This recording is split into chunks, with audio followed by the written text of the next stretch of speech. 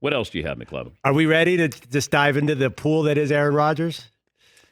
Let me play the audio here. This is Aaron Rodgers last night on the mothership. It was Kenny Mayne's final show.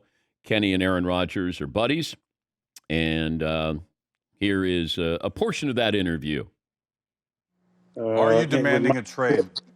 With my situation, look, it's never been about, never been about the draft picking Jordan. I love Jordan. He's a great kid. He a lot of fun to work together. I love the coaching staff, love my teammates. Love the fan base in Green Bay. It's incredible 16 years. It's just kind of about a philosophy, and maybe forgetting that it is about the people that make the thing go. It's about character. It's about culture. It's about doing things the right way. All right, Rodgers didn't answer the question, but Kenny did say, are you demanding a trade? And Aaron wanted to make this about Kenny last night. Then he talked about, basically, as I've been saying for how many months now, Green Bay bet on Aaron Rodgers not being great this past season. A lot of this was put in motion last year, and the wrench was just kind of thrown into it when I won MVP and played the way I played last year. So this is just kind of, I think, the spill out of all that. But look, man, it is about the people, and that's the most important thing. Green Bay has always been about the people, from Curly Lambeau being owner and founder to the 60s with Lombardi and Bart Starr and all those incredible names, to the 90s teams with Coach Holmgren and Farvey and the Minister of Defense, to the run that we've been on. It's about the people. Well, why would you leave a situation like that?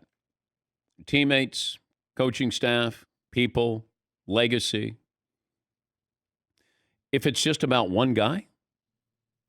Is it about the GM not calling you to say, we're drafting your replacement? Would that help things? Would Aaron Rodgers be in this situation if Brian Gutekunst, the GM, gave him a heads up? Is that what this is? Because it feels like that's what it is. And yes, he does have a problem with them drafting a quarterback. Hey, you love Jordan Love. Okay. If I said you can magically make him disappear, what would Aaron Rodgers say? Yes.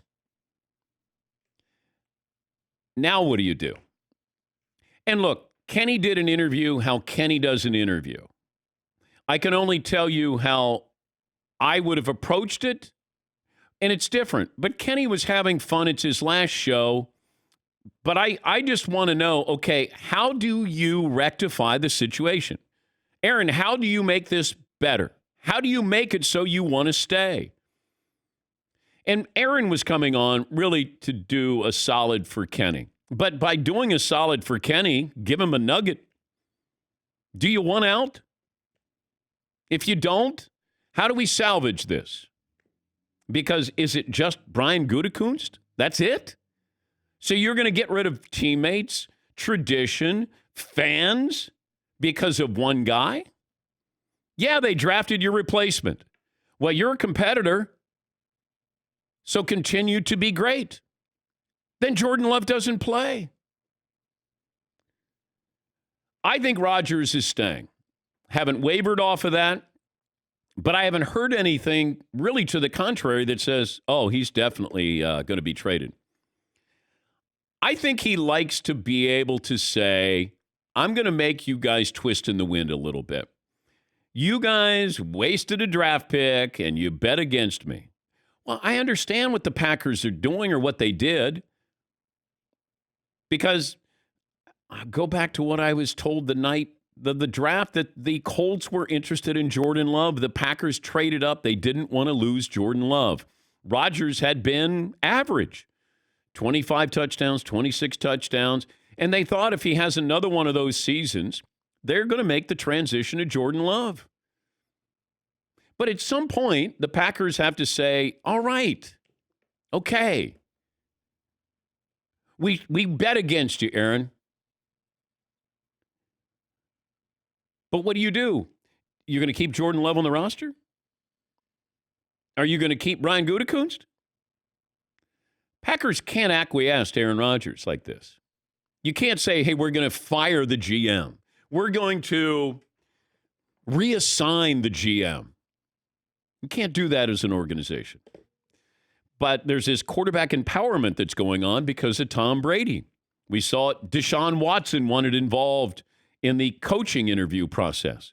Russell Wilson wanted to be seated at the table to talk about what improvements need to happen, players we need to bring in. And now Aaron Rodgers. But this started with Tom Brady. I mean, Brady got kicked to the curb by the Patriots. What an ideal situation. He had no power in New England. Now he goes to Tampa. All he did is bring in Antonio Brown and Rob Gronkowski. That's not exactly player empowerment. Plus, Tampa didn't have to trade anything. If you trade for Rodgers, you got to give up some stuff.